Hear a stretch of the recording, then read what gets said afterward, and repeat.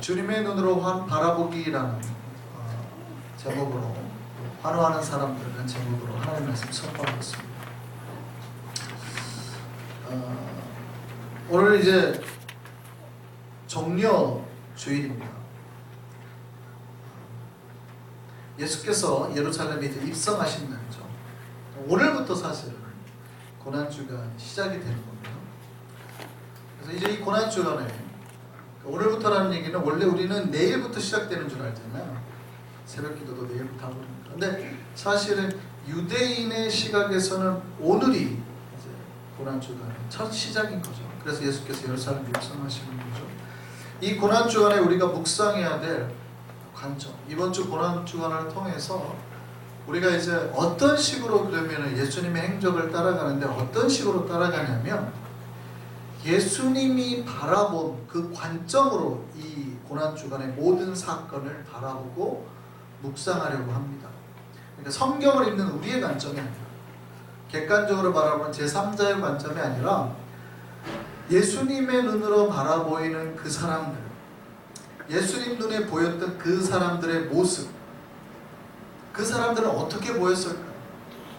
예수님 앞에서 환호하는 사람들의 모습, 예수님께 욕하는 사람들의 모습, 예수님을 때렸던 사람들의 모습, 잘 믿고 따르겠다고 했는데 배신한 사람들의 모습, 여러 모습을 보면서 그 안에 있는 사람들과 우리의 모습을 한번 비교하면서 살펴보자. 일주일. 그리고 우리는 주님의 눈에 정말 아름다운 사람일까? 주님께서 이렇게 그들을 바라봤을 때 주님이 지금 우리를 똑같이 바라본다면 우리는 정말 지금도 주님의 눈에 아름다운 사람일까? 아니면 혹시 위선과 거짓에 가득 찬 사람일까? 주님을 위해서 목숨 바친 사람일까? 그렇지 않으면 주님 앞에서는 환호와 소리를 지르지만 결국엔 예수를 배신하고 십자가에 못 박아라라고 외쳐버린 그런 사람일까? 스스로를 한번 돌아보는 그런 묵상의 시간을 이 고난의 일주일 동안, 고난주간 일주일 동안 가지려고 합니다. 그래서 새벽도 계속 이 주님의 눈으로 바라보기, 오늘이 첫 번째 시간이죠. 계속해서 이 고난주간을 따라갈 테니까 우리 한성의 백성들이 또 고난의 새벽엔 또 대부분 많이 참석을 하시니까 참석하셔서 이 일주일이 우리에게 은혜의 시간이 되셨으면 좋겠습니다. 오늘은 예수께서 예루살렘에 입성하신 사건입니다. 제가 앞에서 말씀드렸듯이 우리의 입장에서는 주일이고 내일이 첫 주의 시작인 것 같지만 유대인의 입장에서는 사실 오늘이 첫 시작이에요. 그러니까 안식일을 마치고 쉬고 난 다음에 이제 일주일의 사역을 시작하려고 이제 스타트를 하시는 거예요. 그래서 예루살렘에 입성을 하신 거죠. 예루살렘에 입성하면서 이 한 주 동안에 예수께서 비로소 그 구원의 완성을 이제 완성해 나가실 겁니다. 그래서 이때 예수께서 왕으로 들어가시기 위해서 제자들에게 나귀를 준비하게 하시죠. 그리고 제자들이 가서 나귀 새끼 한 마리를 구해옵니다. 이때 제자들이 자기들의 겉옷을 벗어서 나귀 위에 덮고 예수께서 그 위에 앉게 하시죠. 그리고 예수가 그 예루살렘에 이렇게 들어가니까 예수가 온다는 소식에 이미 많은 사람들이 왔어요. 그리고 왕의 환영, 왕의 입성을 환영하니까 자기의 겉옷을 벗어서 그 앞에 길에 깔아줍니다. 밟고 오라고. 마치 카펫을 깔듯이. 그리고 사람들이 전부 다 이 종려 나무까지 팜추리를 뜯어서 흔드는 거죠. 예수께서 예루살렘 입성하시고 기뻐하는 날. 그래서 오늘이 종려주일이에요. 종려주일이란 말은 팜추리를 흔들었기 때문에, 종려나무까지 흔들었기 때문에 종려주일이라고 하죠. 예수께서 드디어 구원을 이루기 위해서 예루살렘에 입성하신 겁니다. 자, 이제 예수의 관점으로 한번 이걸 보시죠. 예수께서 지금 나귀에 타셨음을 한번 상상해 보세요. 그리고 나귀를 타고 들어갑니다. 여러분이 나귀에 타고 있다고 생각하셔야 돼요. 그리고 여러분을 환영하는 수많은 인파들이 있는 거예요. 그들을 보고 예수님의 마음이 어땠을까요? 기뻤을까요? 슬펐을까요? 좋았을까요? 나빴을까요? 어땠을까요? 예수님은 그 뒤의 사건까지 다 아시니까 바로 며칠만 지나면 이 사람들이 다시 예수를 죽여라! 그러거든요. 십자가에 못 박아. 이걸 아신단 말이죠. 자, 그 관점으로 가는 거예요. 보는 거예요. 그러면 그들이 예수님 앞에 우와 하는 게 좋아 보일까요? 아니면 어떤 느낌이 들까요? 여러분, 누군가가 여러분에게 필요가 있을 때는 우와 하고 왔다가, 그죠? 아닌 것 같으면 싹 돌아서. 근데 여러분이 그걸 이미 알아요. 여러분이 그걸 이미 알아요. 근데 그 사람이 우와 하는 거를 딱 들었을 때 좋아가지고 이야 같이 할까요? 아니면 마음 한구석에 무거움이 있을까요? 자, 지금 그 마음, 주님께서 저 백성들을 바라보는 시선, 예수님한테 호산나를 외치면서 다가오는 사람들을 바라봤을 때는 어떤 느낌이었을까요? 예수는 지금 온 세상을 구원할 주, 온 우주의 왕으로 들어가는 거예요. 제자들이 굉장히 여기서는 좋은 외침을 외치거든요. 주님의 이름으로 오시는 왕이여, 하늘에는 평화여, 가장 높은 곳에서 영광이로다 라고 외쳤습니다. 근데 이때 예수님과 함께 입성했던 사람들 중에 바리새인들이 있었어요. 그리고 이제 군중들의 인파도 있겠죠. 이 사람들은 이 말을 무척 싫어했습니다. 별로 안 좋아했어요. 그래서 바리새인들이 뭐라고 그러냐면, 왜냐면 이들은 예수가 이스라엘을 그 로마라는 압제에서 독립시킬 왕 정도로 생각을 했단 말이에요. 그러니까 그 정도의 방금 외침은 예수님을 거의 메시아 수준으로 높인 거거든요. 하늘에는 영광, 뭐 이런 표현을 쓰니까 바리새인 입장에서 굉장히 기분이 나쁜 거죠. 그러니까 사장님 한 분이 오셨는데, 사장님 앞으로 우리를 잘 먹고 잘 살게 해줄 거야 라고 하면 좋은데, 우리 사장님께는 우리 사장님이 우리에게 오셔서 하늘의 영광이 임하고 뭐 이렇게 말하면 이상하잖아요. 그러니까 싫은 거예요. 이사진들이 싫은 거예요. 이런 말을 할까? 그냥 사장이지 무슨 이런 느낌이 지금 딱. 그러니까 바리새인들은 예수가 하나님이라거나 하늘의 영광을 받을 존재로는 생각하지 못했습니다. 그래서 뭐라고 그러냐면, 예수님 저 사람들 저런 말 좀 못하게 해주세요. 군중들 중에 호산나를 외치고 제자들 중에 하늘에는 영광 뭐 이런 말 하니까 쟤네 좀 저런 말 좀 못하게 해주세요 라고 말합니다. 누가복음에 똑같은 구절에 나오는 거예요. 누가복음 19장 말씀 볼까요? 같이 한번 보겠습니다. 이르되 찬송하리로다 주의 이름으로 오시는 왕이여, 하늘에는 평화여, 가장 높은 곳에는 영광이로다 하니, 무리 중 어떤 바리새인들이 말하되 선생이여 당신의 제자들을 책망하소서 하더라. 못하게 하라는 거예요. 저런 말 좀 못하게 해주세요. 그때 예수님이 하신 그 유명한 말씀, 우리가 너무나 잘 아는 유명한 말씀이죠. 대답하여 이르시되 내가 너에게 말하노니 만일 이 사람들이 침묵하면 돌들이 소리지르리라 하시니라.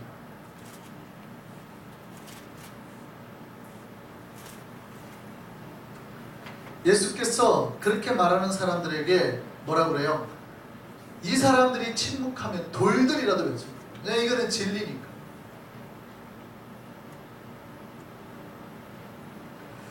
이게 무슨 의미하고 있냐면, 예수를 따르는 어떤 사람 중에 바리새인이나 제자들이나 군중들이 예수를 환호한 이유가 예수가 자기에게 어떤 이득을 가져다 줄 거라고 생각을 했다는 거예요.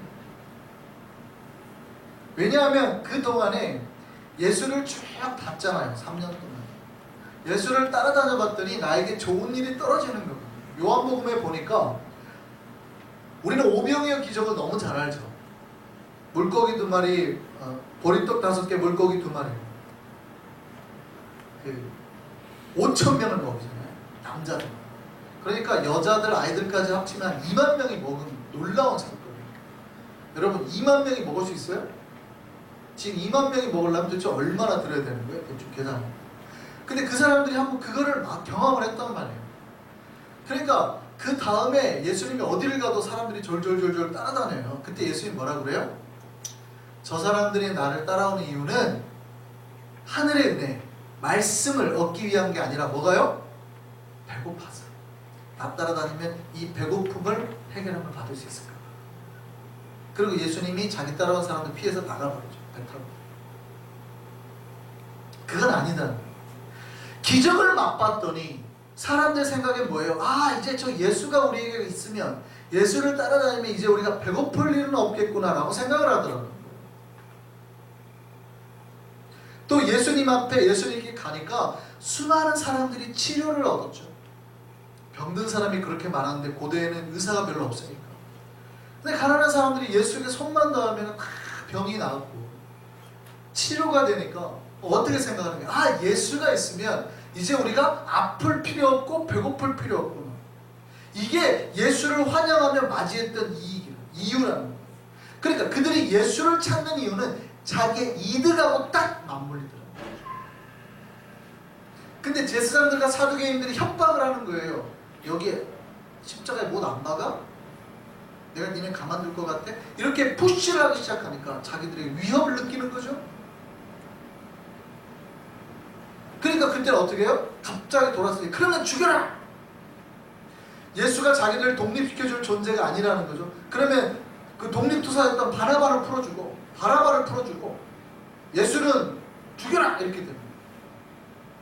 그러니까 자기들의 이득하고 안 맞으니까 아, 분명히 저 사람이 우리 옆에 있으면 우리가 앞으로 잘 먹고 잘 살 줄 알았는데 우리에게 뭐 병도 고쳐줄 줄 알았는데 라고 따랐다는 이유예요. 근데 그게 아닌 순간 어떻게 해요? 필요 없어. 치워라.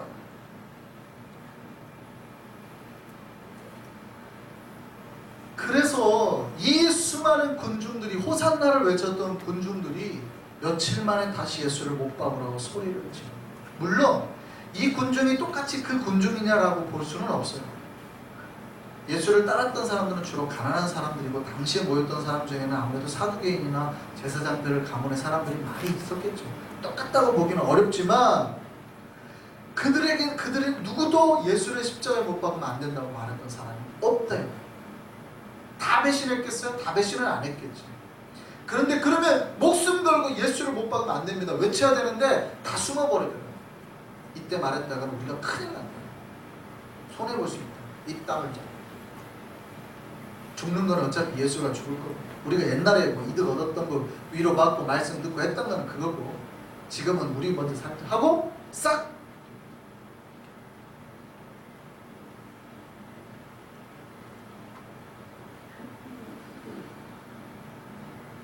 여러분 주님은 무엇을 보시는 것 같으세요?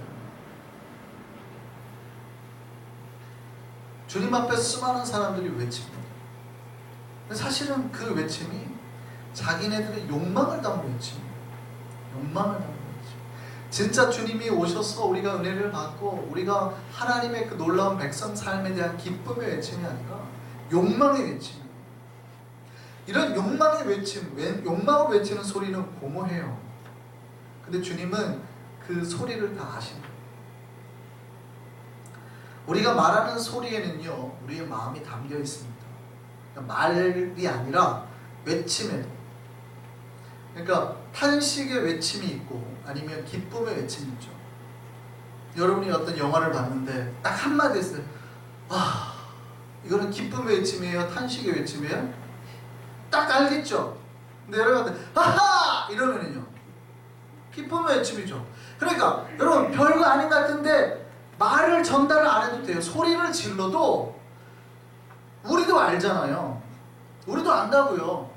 거기에는 다 무언가 그 사람의 마음이 담겨있는 거예요.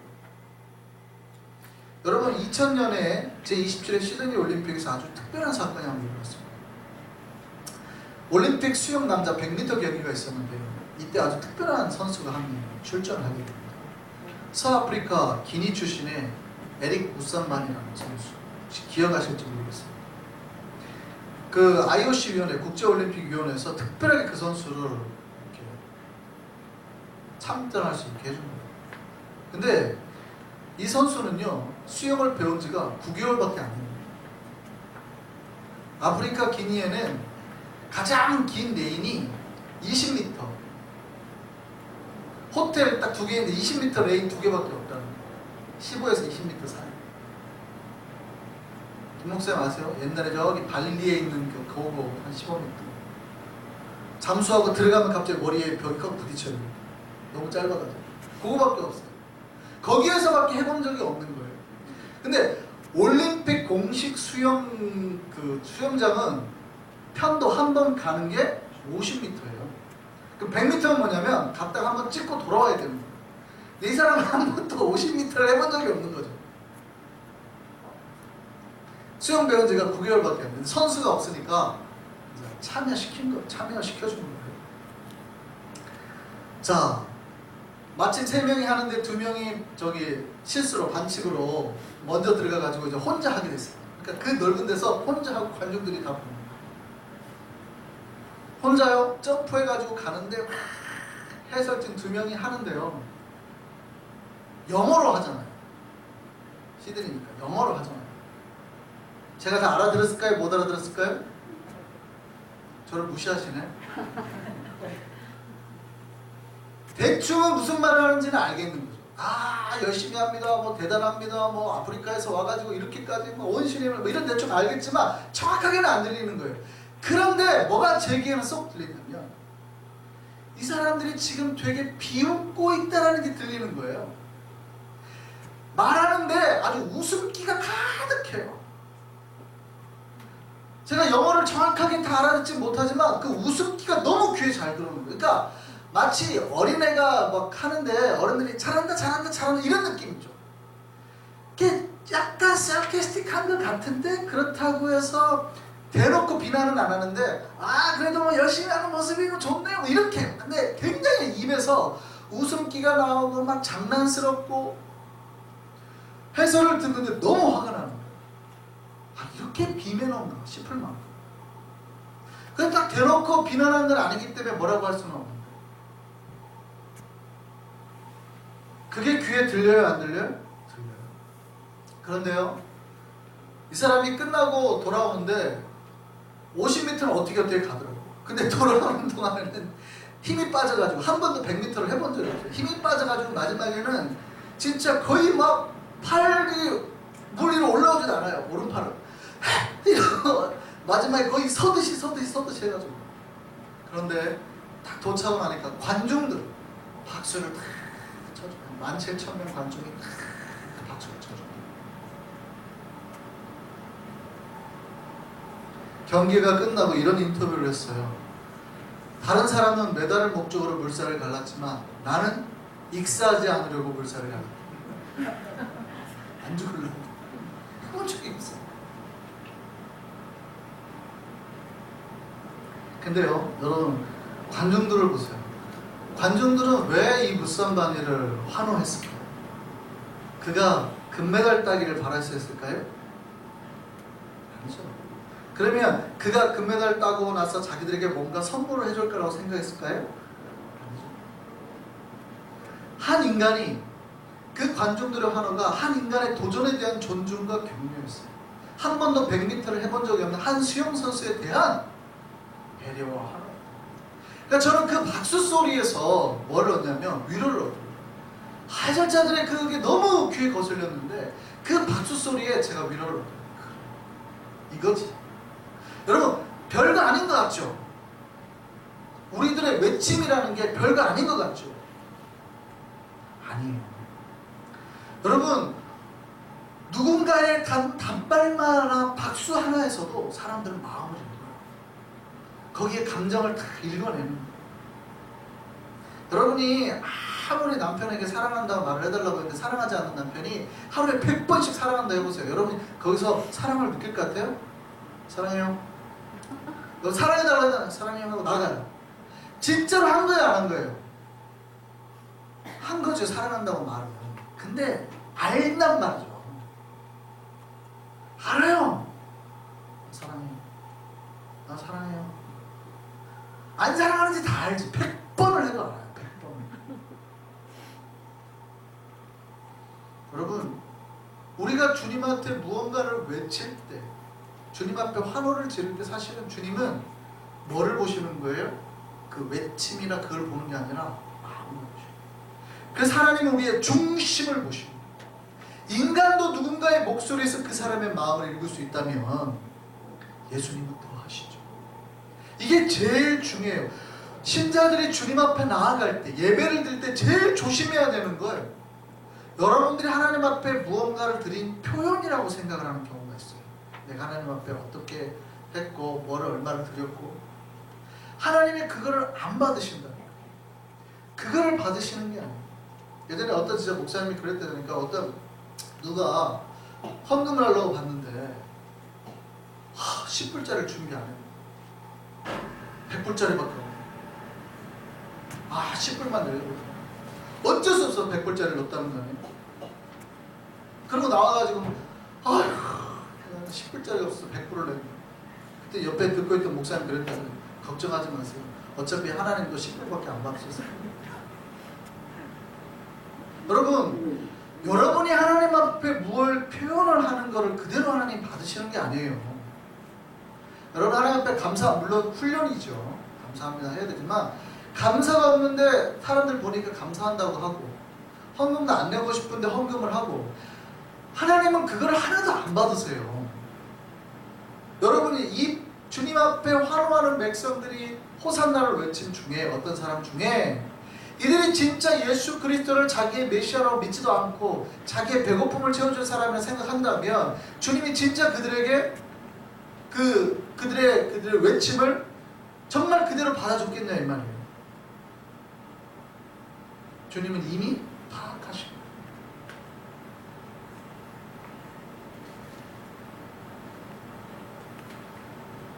신자들이 하나님 앞에 설 때 잘 조심해야 돼요. 진심으로 서야 돼요. 진심. 정말 우리가 주님을 사랑하고 주님을 하나님으로 생각하고 그 하나님께 영광을 돌리려고 나올 때, 그걸 위해서 나올 때 주님은 그걸 받으십니다. 내 이득을 위해서 뭔가 내가 하려고, 가지려고. 근데 그게 없으면 돌아서잖아요. 그럼 주님은 그걸 다 알아버리신다.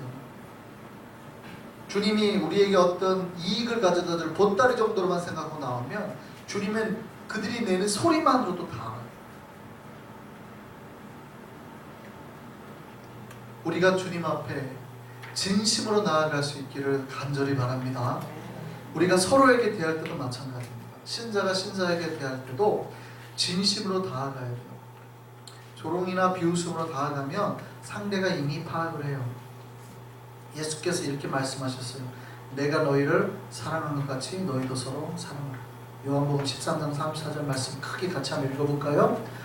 새 계명을 너희에게 주노니 서로 사랑하라. 내가 너희를 사랑한 것 같이 너희도 서로 사랑하라.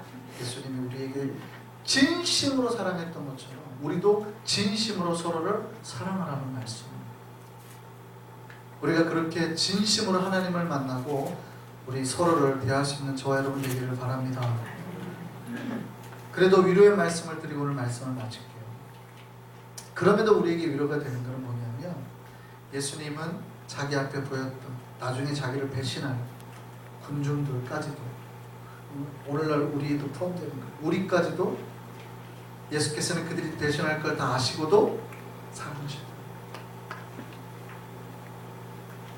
우리가 때로는 주님을 사랑한다 하지만 때로는 주님을 사랑하지 못하고 배신할 때가 있죠. 그런데도 주님은 우리를 사랑하시고 우리를 위해서 똑같이 십자가에 죽으시고, 사랑하는다, 걱정하지 마, 그래도 내가 너를 사랑한다. 자기를 찌른 그 병사들을 향해서도 주여 저들의 죄를 용서하소서. 자기들이 하는 것을 알지 못하고. 그렇죠, 아버지.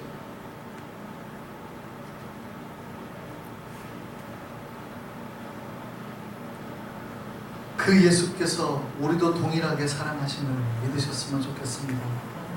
주님은 자기를 그렇게 배신하는 사람들을 위해서도 목숨을 바치시고 그들을 변화시키셔서 세상을 구원하는 놀라운 복음 전도자로, 평생을 주님의 나라를 위해서 살 거룩한 성자로 변화시키셨습니다. 그랬다면 우리에게도 동일하게 역사하셨습니다. 이렇게 연약한 우리도 똑같이 사랑하시고 계속해서 우리를 터치하시고 우리에게도 같은 성령으로 똑같은 마음에 감동을 주시고 주님의 종으로 거룩한 백성으로 살게 할 줄 믿습니다. 그 은혜로 살아갈 수 있는 저와 여러분 되기를 바랍니다. 찬양하시겠습니다.